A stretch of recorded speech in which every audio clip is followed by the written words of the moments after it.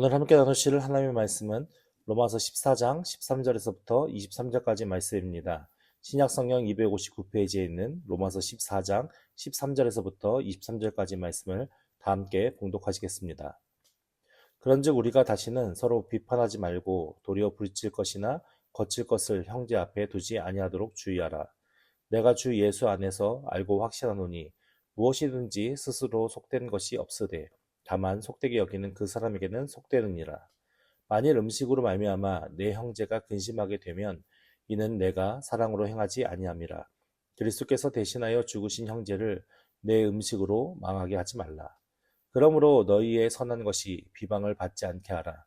하나님의 나라는 먹는 것과 마시는 것이 아니오 오직 성령 안에 있는 의와 평강과 희락이라. 이로써 그리스도를 섬기는 자는 하나님을 기쁘시게 하며 사람에게도 칭찬을 받느니라. 그러므로 우리가 화평의 일과 서로 덕을 세우는 일을 힘쓰나니 음식으로 말미암아 하나님의 사업을 무너지게 하지 말라. 만물이 다 깨끗하되 꺼리낌으로 먹는 사람에게는 악한 것이라. 고기도 먹지 아니하고 포도주도 마시지 아니하고 무엇이든지 내 형제로 꺼리끼게 하는 일을 아니함이 아름다우니라. 내게 있는 믿음을 하나님 앞에서 스스로 가지고 있으라. 자기가 옳다 하는 바로 자기를 정죄하지 아니하는 자는 복이 있도다. 의심하고 먹는 자는 정죄되었나니 이는 믿음을 따라 하지 아니하였기 때문이라. 믿음을 따라 하지 아니하는 것은 다 죄니라. 아멘.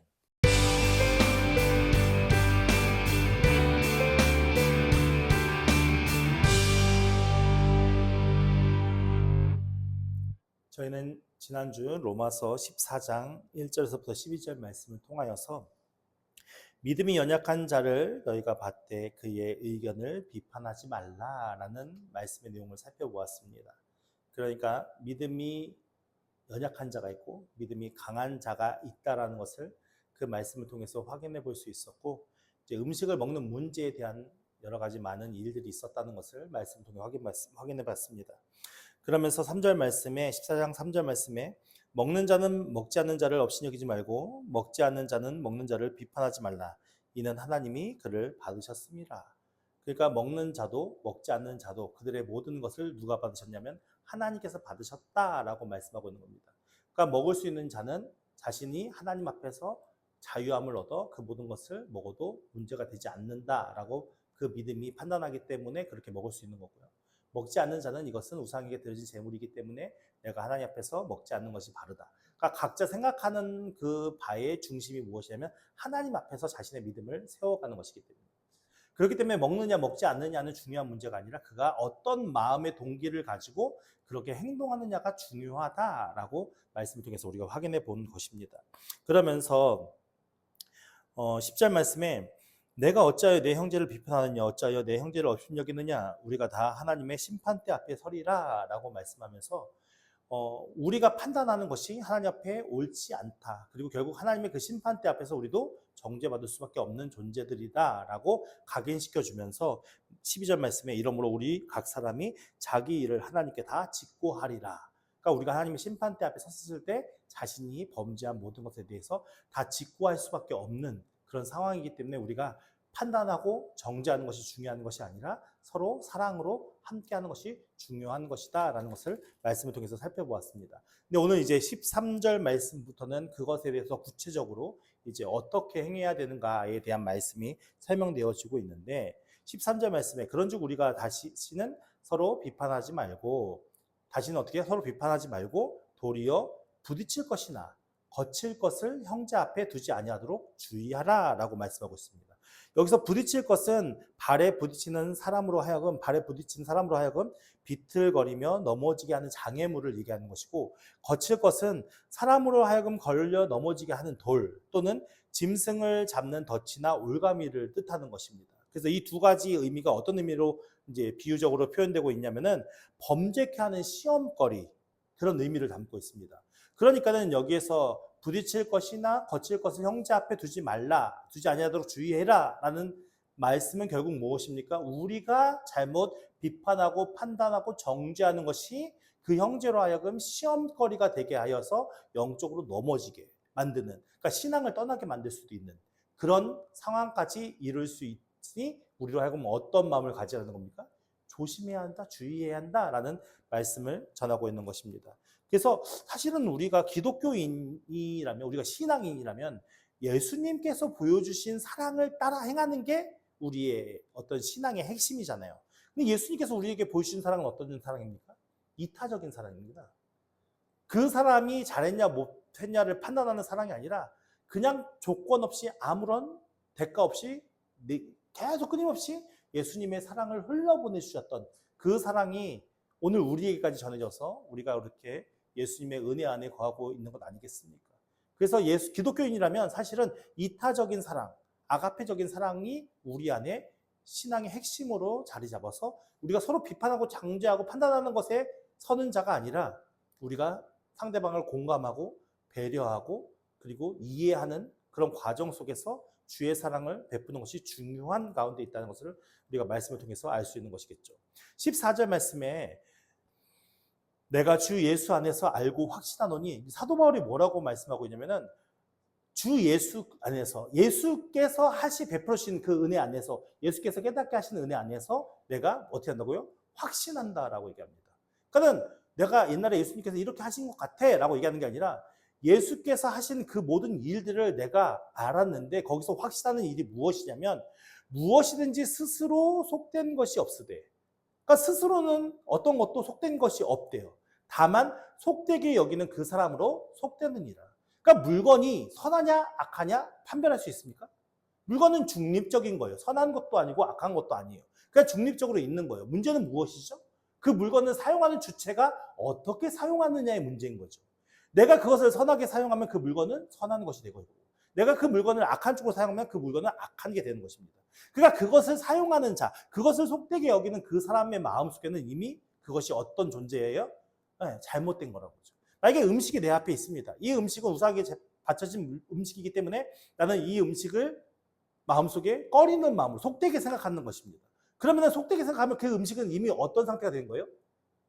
다른 사람이 정하다 하더라도 나는 내 마음속에 이미 속되다 정했기 때문에 그 음식은 속될 수밖에 없는 것이라는 겁니다.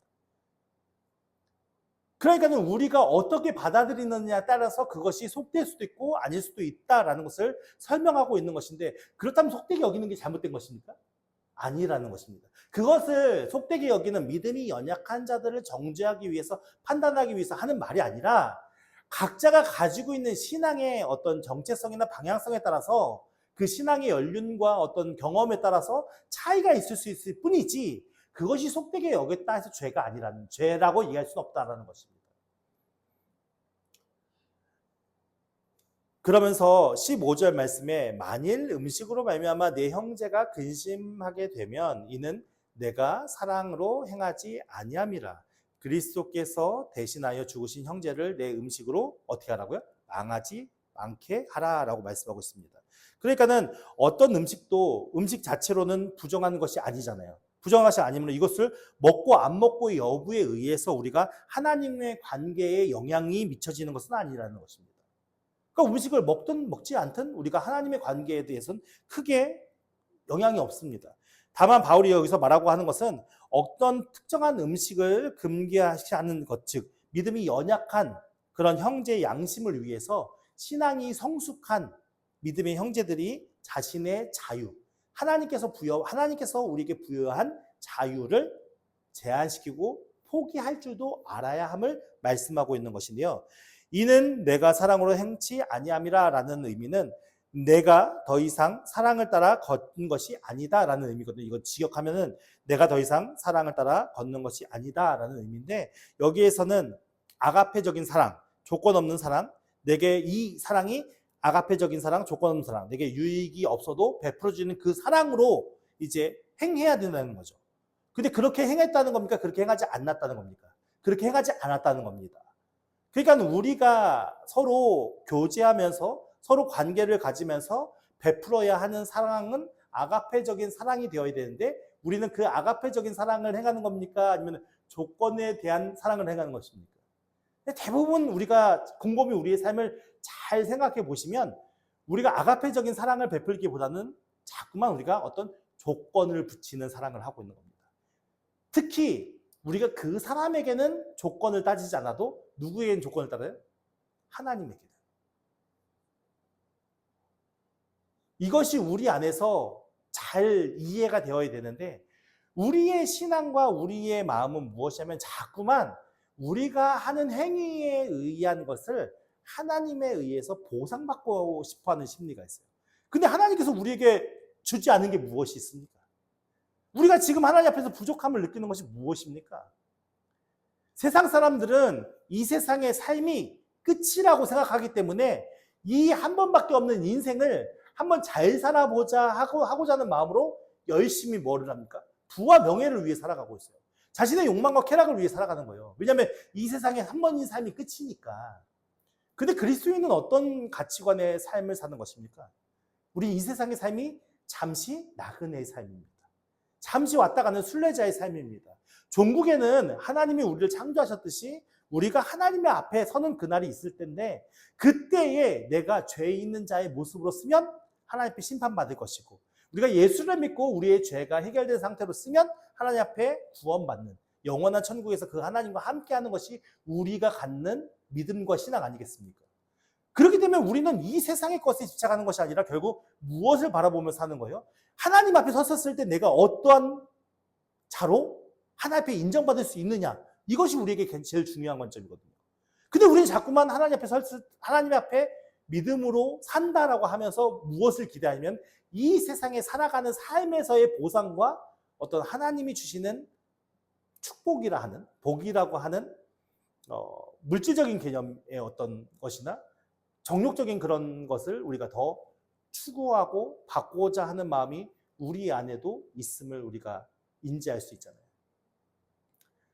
사실은 우리가 복음이라는 것은 우리에게 이미 하나님의 자녀로서의 신분을 허락하신 하나님께서 베풀어 주신 사랑이기 때문에 이미 우리는 복음을 받은 자들로서 하나님 앞에 받아야 할 모든 복을 이미 다 충분히 받아놓은 것입니다.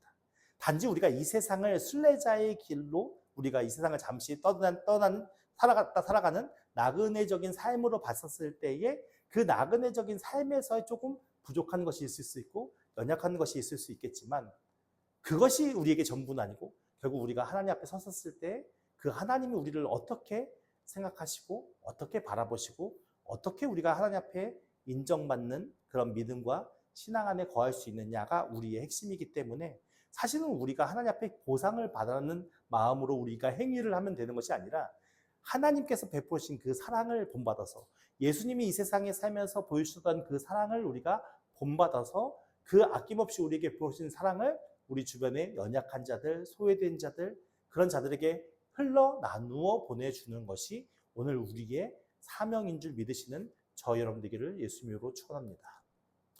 그래서 이 내가 사랑으로 행하지 아니함이 결국 사랑으로 함께 사랑을 따라서 걷는 것이 아니다라는 이 말씀은 결국 우리가 올바른 사랑을 아가페적인 사랑을 행하는 것이 아니다라는 것을 말씀하고 있는 겁니다. 어떻게 하면요? 내 형제를 근심하게 하며. 그러니까 우리의 시선과 마음속에는 무엇이 필요합니까?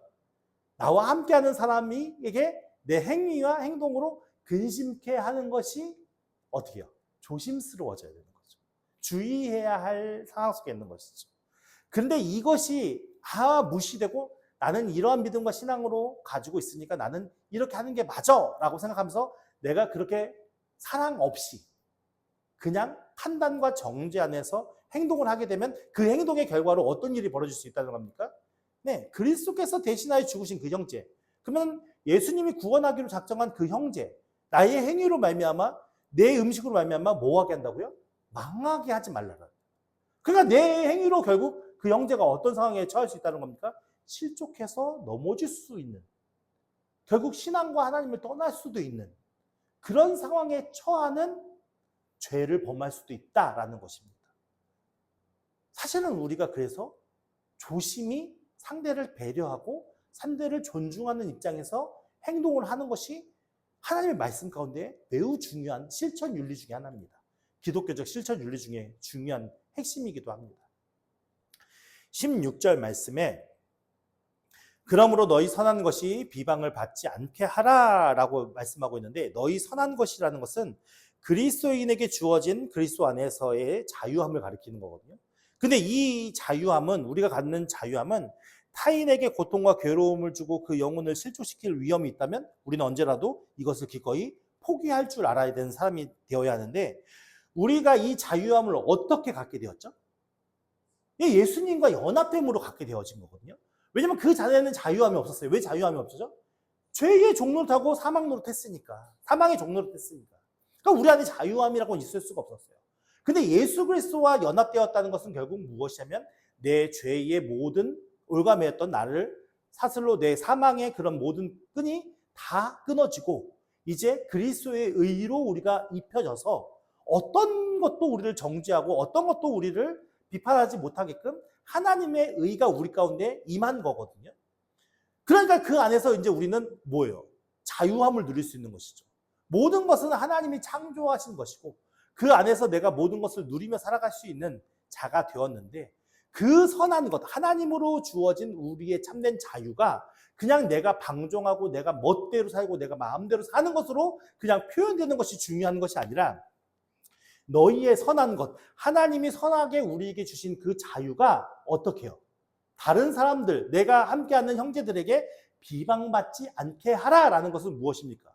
결국 그들이 내 잘못된, 내가 오해한 내 자유함의 행동으로 인하여서 결국 그것을 판단하고 정죄하고 비방하고, 그 비방이 결국 나 자신에게 오는 것뿐만 아니라 결국 누구에까지 향하게 되는 것입니까? 나를 구원하신 하나님께까지 향하게 되는 것입니다. 그렇게 하면 안 된다라고 말씀하는 겁니다. 그러니까 오늘 우리가 하나님의 선한 것, 예수 그리스도와 연합됨으로 말미암아 우리가 모든 것을 마음대로 이제 쓰고 마음대로 활용할 수 있는 행동에 대한 그런 자유가 우리에게 주어졌는데, 그 자유를 다른 사람에게 비방받지 않게 하라는 것은 무엇이냐면 우리의 자유함이 내 마음대로 사용하는 것이 아니라 결국 뭐예요?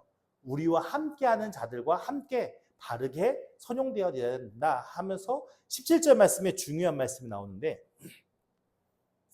17절 말씀에 하나님의 나라는 먹고 마시는 것이 아니요 오직 성령 안에서 의와 평강과 희락이라 말씀하고 있습니다. 그러니까 하나님의 나라는 무엇이죠? 하나님이 통치하시는 나라잖아요. 하나님의 통치함을 받는 거예요. 그럼 우리는 어떻게 하나님의 통치함을 받죠? 성령 안에서 받는 거예요. 우리는 하나님을 깨달아 알 수도 없어요. 하나님을 볼 수도 없어요. 우리가 하나님을 알 수 있는 어떤 기능도 없어요. 다 이제 없어졌다고 보는 거죠, 신학자들이. 그런데 우리가 하나님을 인지하고 알 수 있는 이유 중에 하나가 무엇이냐면 성령께서 우리 가운데 알게 하셔서 그런 거죠. 그 하나님을 볼 수 있고 그 하나님을 깨달아 알 수 있게끔. 누가요? 성령께서. 그러니까 성령이 없이는, 하나님의 성령이 우리 안에 거하지 않으면 절대로 하나님 나라를 알 수 있을까요? 그렇지 못합니다. 절대로 하나님 나라를 알 수 없습니다. 그래서 이 나라는 먹고 마시는 것이 중요한 것이 아니다. 결국 중요한 거예요. 무엇을 먹느냐, 무엇을 마시느냐, 무엇이 옳으냐, 무엇이 그르느냐, 이게 중요한 게 아니고 오직 하나님의 통치하신 그 나라 안에서의 핵심은 무엇이냐면 첫째, 성령 안에서 의입니다. 의. 여기서 의라고 얘기하는 것은 구약에서의 체데크라는 단어인데요. 이것은 하나님과 인간의 사이에 상호 조화를 이루는 행동을 나타내는 말이거든요. 그러니까 하나님과 인간 사이에 상호 조화를 이루는 행동이에요. 그 하나님의 관계가 어떻다라는 거예요? 네, 잘 이루어지고 있다라는 것을 이야기하는 거겠죠. 그러니까 우리가 이 관계가 조화를 이루는 사람은 어떤 삶을 살고 있느냐? 하나님을 믿고 하나님을 따르잖아요. 그런 것처럼 우리가 하나님을 믿고 따르는 그러한 마음의 어떤 행동인 것처럼 우리가 사람들과의 관계 속에서도 그렇게 하나님이 우리와 함께 하신다는 것을 믿고 그들도 믿고 따르는 존재가 되어야 함을 이야기하는 것입니다. 그렇게 따를 때 어떤 형제가 믿음이 연약해서 내가 하는 행위에 그 마음이 시험이 들고 그 마음에 불편한 마음을 갖고 있다면 내가 그것을 계속 나는 옳다 생각하니까 하는 게 좋을까요? 그렇지 않잖아요. 그것은 그 형제와 나의 관계를 어그러뜨리는 거잖아요. 그러니까 결국 하나님의 의를 따라 행한다는 것은 무엇이냐면은 하나님 관계가 순조롭게 우리와의 관계가 친밀하게 이루어지듯이 우리 사람들과의 관계 속에서도 어떤 것이 이루어져야 돼요? 바른 관계가, 올바른 관계가, 서로 배려하는 사랑이 있는 관계가 이루어짐을 이야기하는 것입니다. 말씀하고 있는 것입니다. 그리고 두 번째로는 무엇입니까? 평강인데요. 이 평강은 어떤 평강을 얘기하냐면은 이스라엘 백성들이 샬롬 샬롬 얘기하잖아요. 그 평강인데 이것은 전쟁에 반대되는 것입니다. 곧 무엇이냐면 전쟁의 종식이 선포된 것을 의미하는데 전쟁할 때는 어떤 일이 벌어지죠? 우리가 주로 전쟁을 할 때는 남자들은 싸움에 나갈 수 있는 남자들은 다 전쟁터에 가 있고 그리고 나머지 백성들은 무엇입니까? 그 전쟁에 필요한 물자들을 공급하기 위해서 열심히 자신들의 삶을 희생하는 거예요. 그러다 보니까 여러 가지 많은 일들이 있을 수 있었겠죠. 근데 전쟁이 딱 종식되면 어떻습니까? 그들이 다 이제 돌아와서 함께 어떤 외부의 공격과 침입이 없는 두려움이 없는 상태. 그러면서 그 안에서 법과 질서가 잘 유지되는 상태. 이게 평강의 단어의 의미거든요. 그러니까 단순히 전쟁이 종식된 거로 야 이제 우리는 모든 게 끝났다라는 것이 아니라 지금 우리가 함께하는 공동체 안에서 전쟁의 위협도 없고 법과 질서가 잘 유지된 상태가 평강이라는 단어예요. 그러니까 성도에게 이웃과의 갈등이 없는 올바른 형제간의 그런 조화를 이루는 상태로 살아야 할 의무가 우리 안에 있는 것이죠. 그러니까 우리가 어떤 누구와 반목하고 대적하고 싸우는 게 하나님의 뜻일까요? 아니라는 겁니다.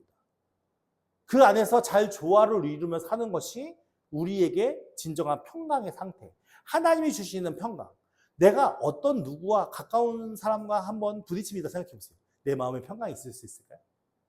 아니요. 근데 모든 관계가 다 바르게 깨끗하게 서로 사랑을 나누며 그런 관계를 있다고 생각해 보세요.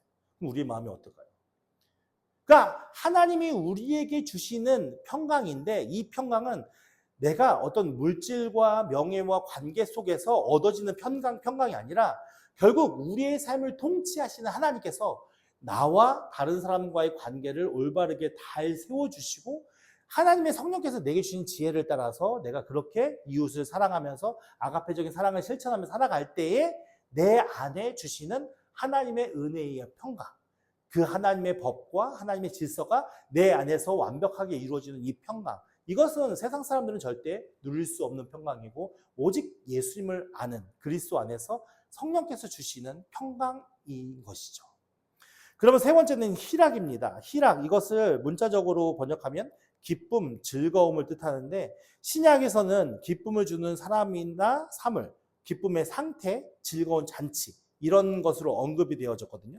그러니까는 이것은 결국 무엇입니까? 우리가 이런 평강의 상태에 있을 때 하나님께서 우리에게 형용할 수 없는 이 세상에서 어떤 쾌락과 정욕과 즐거움으로 우리에게 느끼게 하는 그런 기쁨이 아니라 하나님의 은혜 안에서 우리가 참되게 느끼는 즐거움이 우리 안에 솟아오른다는 것이죠. 근데 생각해 보세요.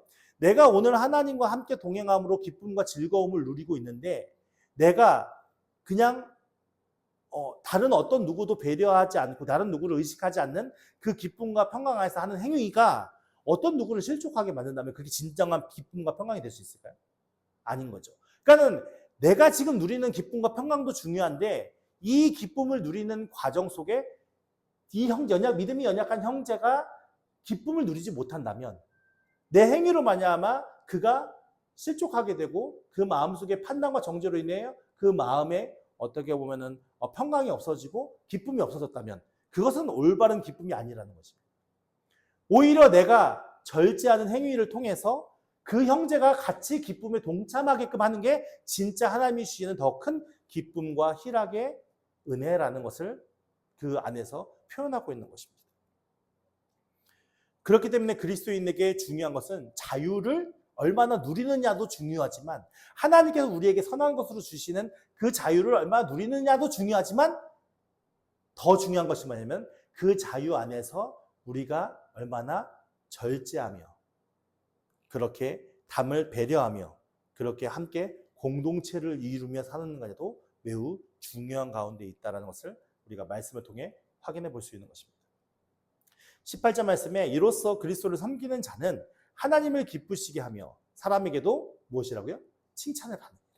그러니까 우리가 하나님을 열심히 기쁘시게 섬긴다고 하면서 사람들로 하여금 칭찬을 받지 못하면 바르게 하나님을 섬기는 겁니까? 아닐 수도 있다는 겁니다. 우리의 편협된 시선일 수 있다는 거예요.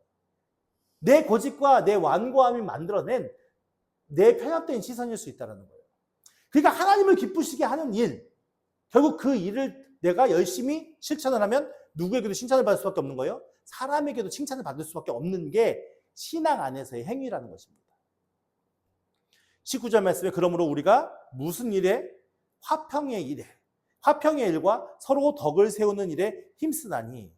덕을 쌓는다고도 하고 세운다고도 하잖아요. 근데 여기서 덕을 세우는 일이라는 것은 집을 짓는 과정으로 생각하시면 돼요. 우리가 교회를 생각했을 때 교회의 머리는 누구죠? 예수 그리스도잖아요. 그러니까 예수 그리스도는 그리스도께서 베푸신 사랑은 아가페적인 사랑이기 때문에 그 그리스도의 몸된 교회, 우리 지체로서의 우리는 아가페적인 사랑을 하는 게 맞는 것이고, 교회가 세워지는 과정의 건축의 일로 생각했을 때 교회의 가장 중심이 되는 머릿돌은 누굽니까? 예수 그리스도시잖아요. 그러니까 그 그리스도 안에서 우리가 함께 세워져 가는 것은, 건축되어져 가는 것은 결국 뭡니까? 공동체가 그렇게 살아가면서, 그렇게 함께 배려하면서 섬기며 살아갈 때 그 공동체가 더 어떻게 튼튼하게 세워져 갈 수 있다는 것을 얘기하는 겁니다. 그러니까 결국 교회 안에서의 다툼과 싸움이 있는 것이 옳은 겁니까? 옳지 않은 겁니까? 근데 사실은 옳지 않은 것이죠. 우리가 서로 배려하고 격려하고 사랑함으로 관용하고 이해해주고, 본질적인, 제가 지난주에도 말씀드렸잖아요. 본질적인 싸움, 복음이 맞냐 아니냐, 이 문제는 우리가 싸워야 할 문제지만 그 이외의 것들은 얼마든지 우리가 서로 수용하면서, 서로 받아들여주면서, 서로 이해하면서 함께 할 수 있는 것입니다. 20절 말씀에 음식으로 말미암아 하나님의 사업을 무너지게 하지 말라. 하나님의 사업은 결국 무엇이겠습니까? 구원의 사역이죠. 오늘 우리가 하나님 앞에 구원받은 것처럼 하나님의 사업은 다른 어떤 게 없습니다. 큰 교회를 세우는 게 아니고 많은 성도가 모이는 것이지만, 많은 성도가 어떤 성도가 모여야 돼요? 진짜 하나님을 섬기는 자들, 예수를 믿고자 하는 자들, 그 예수 안에서 참된 자유함을 누리고 기쁨을 누리고 평강과 안식을 누리기 원하는 자들, 진짜 그 복음의 은혜 안에 있는 자들이 되어야 되는 거예요. 그러니까 오늘 하나님의 사업을 무너지게 하지 말라라는 모습은 뭐였냐면, 우리가 다투고 비판하고 정죄하고 싸우는 일들로 말미암아 하나님의 사업이 어떻게 된다고요? 무너질 수도 있다는 겁니다. 그래서 우리가 주의해야 할 것은 다투고 싸우는 것이 중요한 것이 아니라 나보다 남을 낮게 여기고 그들을 존중하면서 배려하면서 사랑을 행하면서 사는 것이 매우 중요함을 말하고 있는 것입니다. 말씀하고 있는 것입니다. 만물이 다 어떻게 하다고요? 깨끗하대요. 만물이 다 깨끗하되 꺼리낌으로 먹는 사람에게는 어떻게 하고요? 악한 거죠. 그러니까는 모든 만물은 하나님의 창조물이기 때문에, 하나님의 창조물이 처음부터 더러워질 수 있나요? 아닌 거예요. 더럽지 않잖아요. 깨끗한 거예요. 하나님께서 창조하신 모든 것들은. 근데 내가 그것이 이거는 되게 찜찜한데 라고 생각하는 그 순간부터 이미 그것은 깨끗한 게 아닌다는 거죠. 그렇게 받아들일 수 있는 사람이 있다라는 겁니다. 그렇게 받아들이라는 것이 아니라 그렇게 받아들일 수 있는 사람이 있으니까 그들을 배려하고 그들을 존중하는 마음속에 정죄하지 말고, 오히려 믿음이 강한 너가 어떻게 하고요? 먹지 말아야 한다라고 얘기하는 거죠. 자발적으로, 기쁨으로 그 형제가 더 세워지는 과정을, 일들을 이루어가기 위해서. 21절 말씀에 고기도 먹지 아니하고 포도주도 마시지 아니하고 무엇인지 내 형제로 거리끼게 하는 일을 아니함이 아름다우니라. 지금 고기를 먹지 말라고 하죠. 그죠? 그 포도주도 마시지 아니하고, 포도주도 마시지 아니한다는 말은 포도주를 마셨다는 겁니까? 안 마셨다는 겁니까? 마셨다는 거죠. 마셨어요. 포도주를 마셔도 상관없거든요. 왜 모든 것이 다 선하다고 했잖아요. 근데 포도주를 마시는 게 선한데, 예를 들어서 목사가 포도주를 너무 마셔서 길거리에서 막 취한 모습으로 취객과 같이 그렇게 행동하는 걸 본다고 하죠. 성도들이. 그럼 그게 덕이 되겠습니까? 그러니까 이 모든 것은, 이 모든 행위에 대한 것은 하나님의 은혜를 입은 내가 하나님의 구원 사업의 축복의 통로로 쓰임받아야 하는데, 그 과정 속에서 다른 사람들로 하여금 실족하거나 상처를 받거나 그 마음속에 어떤 판단과 정죄의 마음이 들어서 그 마음으로 인하여서 그 하나님의 사업이 망하게, 그러니까 그 사업이 제대로 이루어지지 못할까 하는 마음의 절제와 어떤 통제력을 가지고 그렇게 행해야 한다라는 것을 말씀하고 있는 겁니다.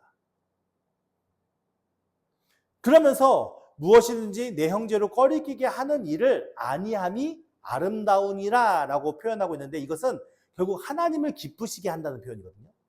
그러니까는 우리가 하는 행위를 통해서 다른 형제들이 꺼리낌을 받지 아니하면 그것이 하나님을 기쁘시게 하는 일이 될 수 있다라는 것을 설명하고 있는 겁니다. 그러니까 이 모든 내 행위의 동기가 하나님과 사람과의 관계 속에서 구원이 아름답게 이루어지기 위한 것이죠. 그래서 우리가 이미 받은 구원이 저들도 온전히 바로 깨달아 알아야 하니까 어떻게 해요? 내 스스로가 절제하고 통제하면서 그렇게 자유를 만끽하는 게 아니라 그 자유 안에서 내가 하나님의 선한 일과 덕을 세우는 일에 앞장서고 애쓰고 힘씀을 통해서 우리가 그렇게 믿음을 세워가야 한다라는 것을 이야기합니다. 근데 이것이 어떻게 이루어진다고요? 성령 안에서 이루어진다. 아까 그랬잖아요. 하나님 나라는 무엇으로 이루어진다고요? 성령 안에서 의와 평강과 희락이라고 얘기했잖아요. 그러니까 결국 우리가 할 수 있는 이 모든 것들을 내가 어떻게 다른 사람의 모든 마음을 다 알 수 있습니까? 내가 이 사람이 어떻게 생각하고 저 사람이 어떻게 생각하는지 판단하는 줄 내가 어떻게 다 알 수 있겠습니까? 하지만 하나님의 성령께서 우리 가운데 임하시면 우리 안에 우리 공동체로 하여금 연약한 자가 누구고 하나님의 믿음이 강한 자가 누구고 우리가 함께 어떻게 협력하고 어떻게 섬겨야 하는지를 지혜를 주셔서 그 모든 일 가운데 은혜롭게 그렇게 의와 평강과 희락을 이루며 살아갈 수 있다는 것을 말씀하고 있는 것입니다. 22절 말씀에 내게 있는 믿음으로 하나님 앞에서 스스로 내가 있는 믿음을 하나님 앞에서 스스로 가지고 있으라. 그러니까 내가 믿음이 있는 믿음을 하나님 앞에서 가지고 있어야 되는데 그것은 뭐냐면 자기가 옳다 하는 바로 자기를 정죄하지 않는 일은 복이 있도다. 여기서 자기의 옳다 하는 이라는 말은 무엇이냐면 정밀하게 검사하고 실험해 본 후에 가치 있다고 인정하는 것을 나타내는 말이거든요. 그러니까 무엇인가를 계속 정밀하게 검사하고 검증해 본 거예요. 그러니까 정밀하게 검사해 본 것을 가지고 우리가 하나님 앞에 믿음으로 서 있어야 결국 우리가 그것으로 인해서 복을 누릴 수 있는 것인데 우리 스스로가 확신이 없다면 어떨까요? 내 마음속에 확신이 없다면 내가 어떻게 그렇게 행동을 할 수 있겠어요? 이것도 괜찮은 것 같고 저것도 괜찮은 것 같고 우리의 중심이 없어지는 거죠. 근데 우리 안에 확신이 내가 계속 하나님 관계 속에서 그 관계 속 하나님과의 관계를 통해서 사람들과의 관계 속에서 우리가 계속 어떤 시험이나 어떤 연단이나 어떤 훈련을 받잖아요. 근데 그 과정 속에서 내가 점검이 되어지고 검증이 되어지고 증명이 되어진 것이 있다면 내가 그것으로 확신 있게 행동할 수 있겠죠. 믿음 안에서. 근데 내가 그런 과정이 없다면 어떤 일이 벌어지겠습니까? 애매하게 행동할 수밖에 없는 거죠. 이게 맞은가? 저게 맞은가? 눈치를 보면서. 그게 23절 말씀에 나옵니다.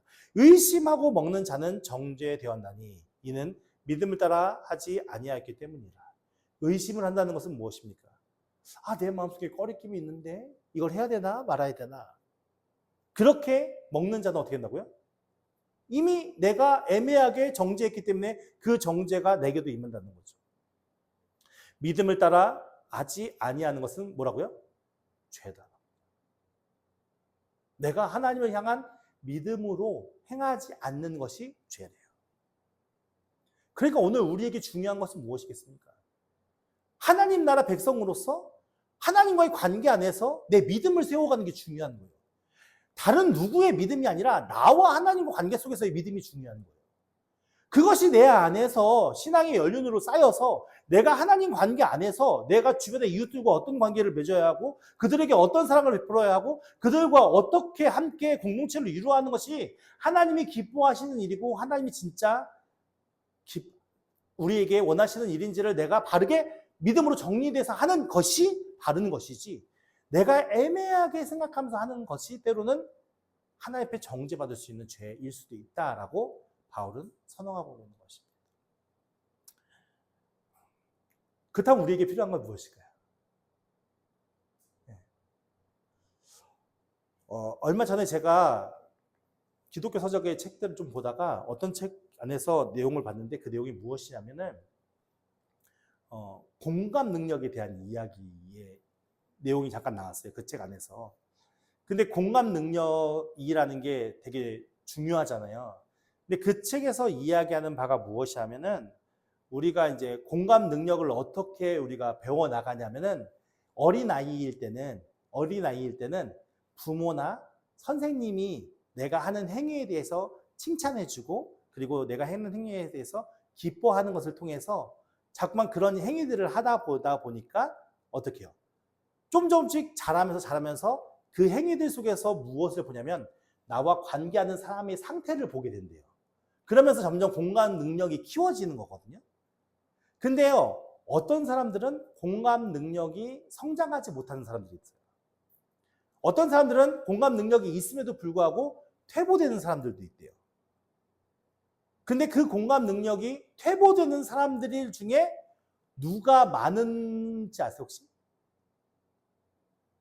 네, 그리스도인들이 많대요. 그리스도인들끼리 모여 있을 때는 되게 마치 선하고 착하고 서로 공감해주고 서로 이해해주고 막 이런 행위들을 하잖아요. 살아간다고. 근데 반면에 다른 그룹에 속하게 되면 때로는 폭력적인 행위가 나오게 되고 때로는 전혀 선함과 관련 없는 이해와 공감과 관련 없는 그런 행위들이 나오게 되는데 그 행위가 그렇게 되는 것에 대한 이유가 무엇이냐면 많은 그리스도인들이 아까 제가 서두에 얘기한 하나님에 대한 시선 때문에 그렇대요. 우리는 우리의 행위를 할 때 내가 행위가 하나님이 기뻐하시는지, 그죠? 하나님이 이걸 원하시는지 우리 자꾸만 판단하기잖아요.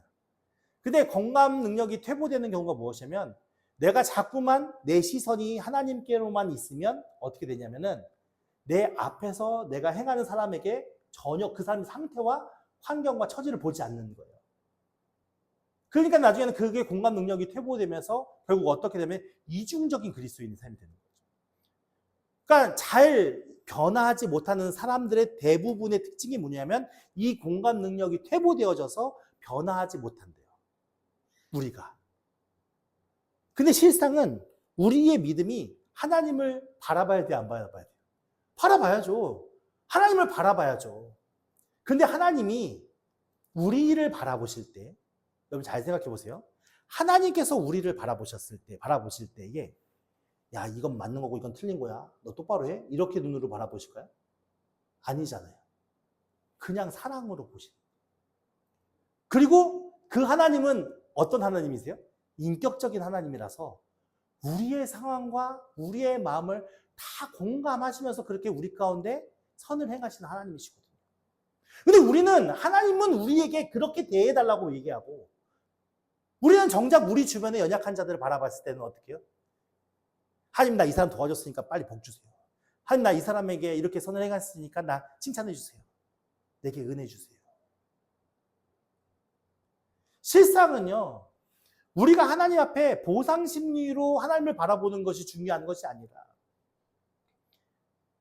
하나님께서 나를 불쌍하게 여기시고 나를 긍휼하게 여기시고 내 모든 상황에 공감하시면서 그 사랑으로 나를 붙드신 것처럼 내가 그 마음으로 우리 주변에 연약한 자들, 소외자들 된 자들과 함께 공감하면서 그 하나님의 사랑으로 그들에게 무엇을 해줘야 돼요? 사랑해줘야 되거든요. 사실은 그리스도인들이 세상 사람들보다 더 공감을 잘하는 사람들이 되어야 되는 거예요. 근데 오늘날 우리의 삶 속에는 왜 공감 능력이 떨어졌을까요? 오늘 말씀의 내용이 어떻게 보면 되게 어려운 말씀 같지만 쉽게 표현하자면 공감하면서 이해하고 용납하라는 거잖아요. 믿음이 연약한 자들이 왜 믿음이 연약한지를 공감하라는 말씀이에요. 그리고 그들을 이해해주고 그들에게 하나님의 사랑으로 보듬어주라는 말씀이거든요. 근데 오늘 우리는 교회 안에서와 우리가 관계하는 모든 사람들과 함께 공감하면서 그들에게 하나님의 사랑을 보여주고 나타내주고 있습니까? 여러분, 하나님은 우리가 말하지 않아도 우리의 모든 처지와 상황을 아셔서 우리에게 필요한 모든 것을 다 공급하시고 부족함 없이 우리 가운데 역사하시는 하나님을 믿는 저 여러분 되기를 바랍니다. 그렇기 때문에 우리가 이제는 하나님에 대한 어떤 무엇을 바라는 보상의 심리가 아니라 나를 그렇게 바라보시는 하나님의 그 시선으로 우리 주변의 사람들을 바라보면서 우리 안에 퇴보되어 가고 있는 그런 공감 능력이 다시 하나님의 사랑으로 살아나서 이제는 내가 하는 행위들을 통하여 저들이 하나님 사랑을 알아갈 수 있게, 그래서 그렇게 하나님의 사업이 아름답게 이루어질 수 있는 축복의 통로로 쓰임받을 수 있는 우리가 되기를 우리 함께 기도했으면 좋겠습니다. 우리 안에 사랑이 없어진 이유가 무엇이겠습니까? 나만 그 사랑을 누리고자 하는 마음 때문에 그렇습니다. 근데 하나님 사랑이 우리 안에 더 풍성해지려면 내가 그 사랑을 전하면 전할수록 하나님께서 영적인 주유소와 같이 부족한 그 사랑을 우리에게 끊임없이 채워주실 것입니다. 내가 흘러보내지 않으니까 결국 내 안에서 그 사랑이 열매 맺지 못하는 것이지.